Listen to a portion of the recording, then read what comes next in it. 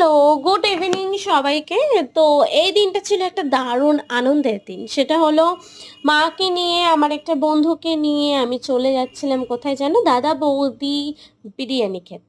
এবং তার সাথে আসার সময়ও আমি আরেকটা জায়গায় মায়ের মন্দিরে গেছিলাম। সেই মন্দিরটা আমি তোমাদেরকে নেক্সট ভিডিওতে অবশ্যই দেব। যেহেতু একসাথে ধরেনি তাই।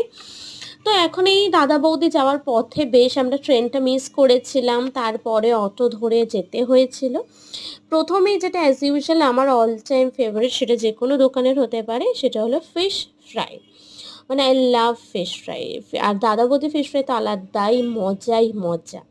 তো টেস্টটা রিয়েলি দারুণ ছিল, স্মুথ ছিল, মাছের যে ভেতরের যে কোয়ান্টিটি খুব দারুণ দিয়েছিল।